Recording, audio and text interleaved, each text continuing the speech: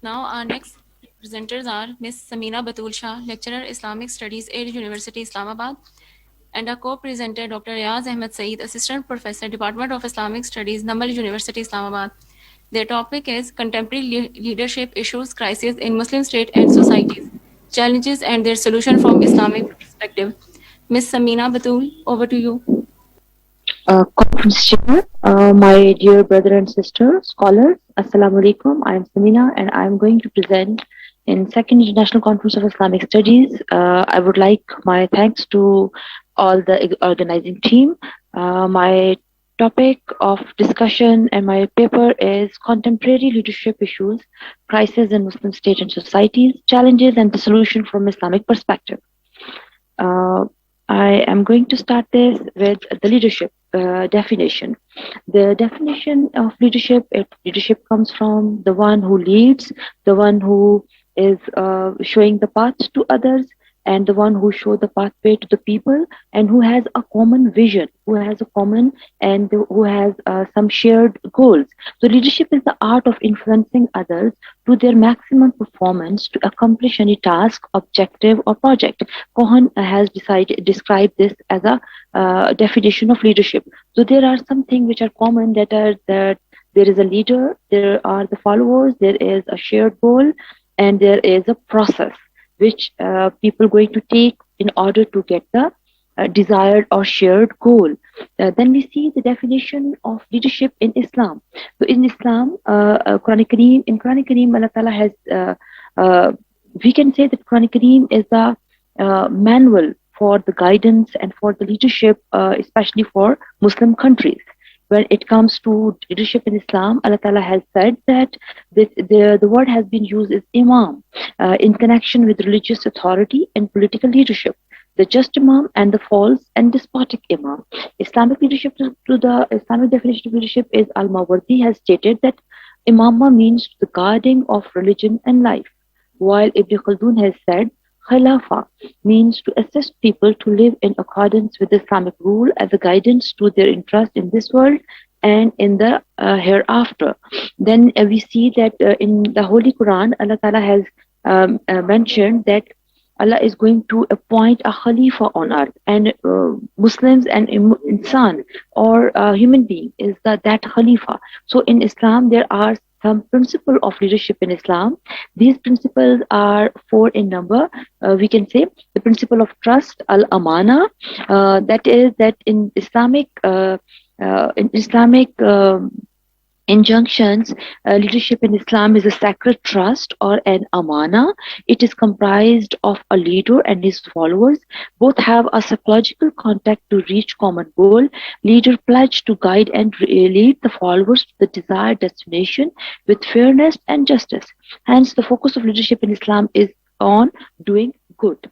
And this amana is in the Holy Quran, verse 58.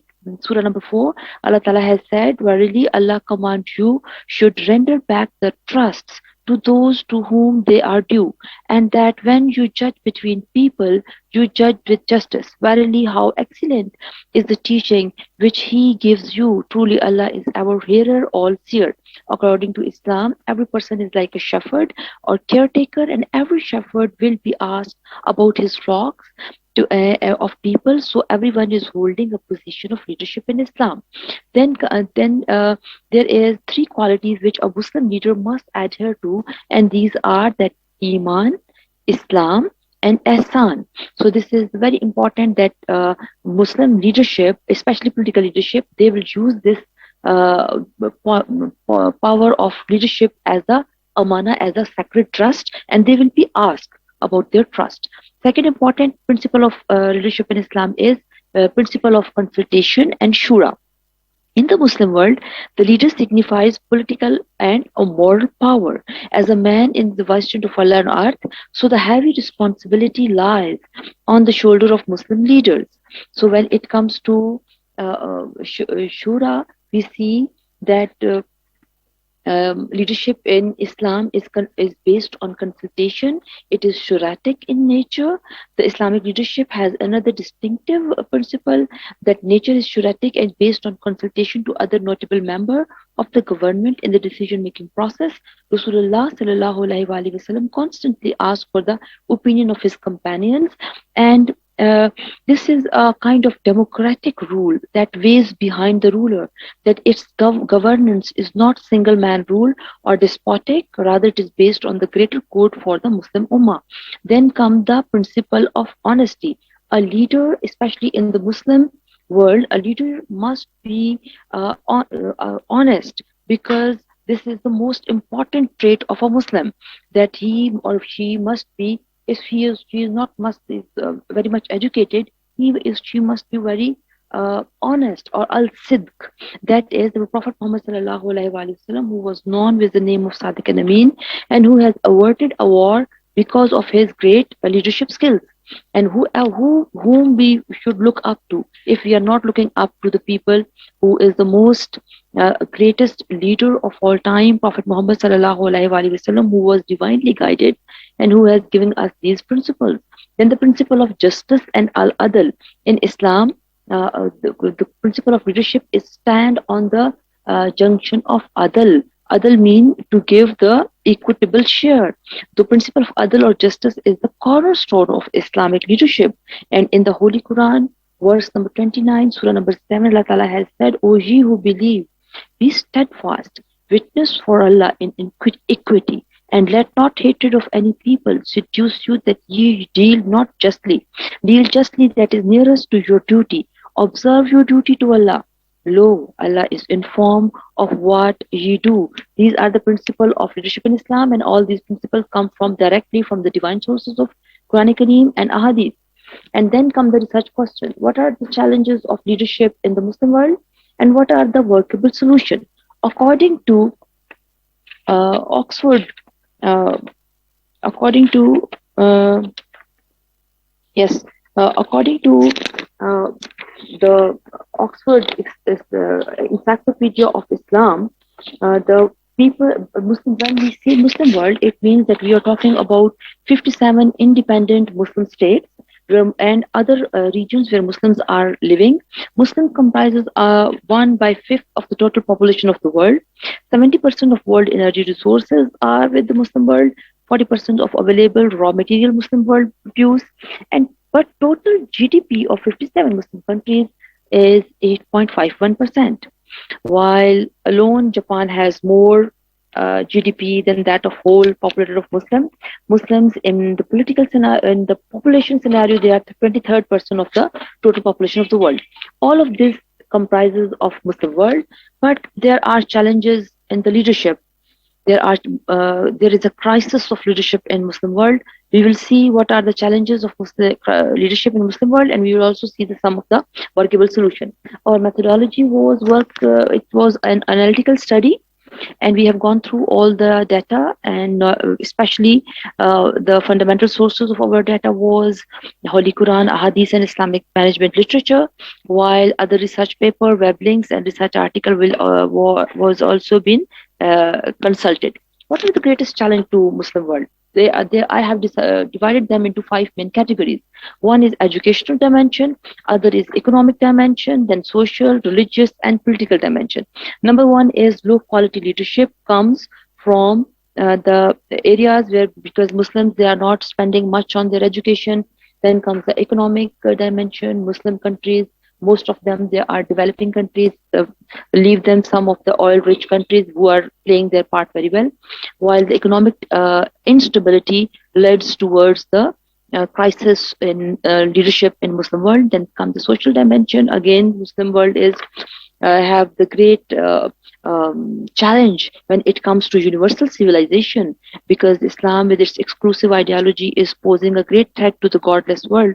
Western powers with their tremendous advancement in technology are chanting the slogan of one civilization for the whole world population, but Islam preserved the right to its distinctive civilization based on Islamic Sharia. Because of economic and political instability, the Muslim world is stagnant with identity crisis, abuse of human rights, intolerance, insurgencies, mass-scale corruption, And this corruption leads toward injustice, which is against the objective of Sharia. And then come the religious dimension. In the political scenario, Muslim world, they are not united because they are mostly divided into different political they are divided, they're split between Muslims. There's a Shia Sunni divide, and that has also posed a great threat to Muslim unity. And then come the political dimension. In politics, we have seen the Muslim world is ruled by dynastic rulers, whether it is a democratic system, it's a monarchy, it's a dictatorship, and most of the Muslim countries are not politically stable and their economies are not very strong. And the only reason behind this is their leaders. The power elite is ruling these countries and exploiting their resources. All of these challenges poses a great crisis when it comes to leadership. So where we are now heading towards, what are the solutions? The one and the most important solution is that spend more on education and knowledge management.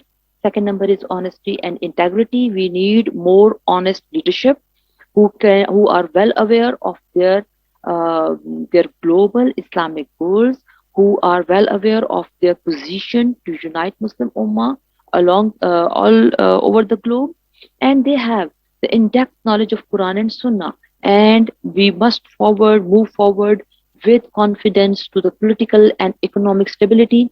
All of these solutions demand a total plan. We need to plan and most important thing is that Muslim world, they must have those institutions where great leaders who are equipped with worldly knowledge side by side with Islamic and Quranic knowledge. They are in depth, they are adherent to these global Islamic goals. They are aware of them. They should lead the Muslim countries. Only this is the thing that we can go towards. We can find those leaders who can present a Muslim case, Islamic case towards the world scenario and made Islam a great religion for all of the world to follow. And this article, conclusion may, article present a Quranic model of leadership. Only those who fear Allah and have complete reliance on His mercy can lead the Muslim Ummah from the multi-layered challenges of today's globalized world. Our leaders just need to follow the golden tenets of Quran and Sunnah to make the Muslim world a leading Ummah for all other nations to follow. A leader has a strong ethical character that can unite Muslims all over the world, and this unity would be a great source of strength for oppressed Muslim worldwide. Authority figure just needs to be true Muslim in letter and spirit to bring that desirable change. With the guidance of divine sources, the Muslim world can overcome all its problems and can turn the tide with its leadership qualities. Muslim subjects are also responsible to choose those visionary leaders who are well aware of their Islamic character. And the recommendations are that future researchers can go for comparative analysis of Islamic and secular leadership perspective. They can also go for male and female leadership in Islamic perspective. That's all from my side. If you have any question, I'm here to answer that. Thank you so much. Thanks to Ms. Samina Batul Shah for her effective presentation on the different challenges that Muslim leadership is facing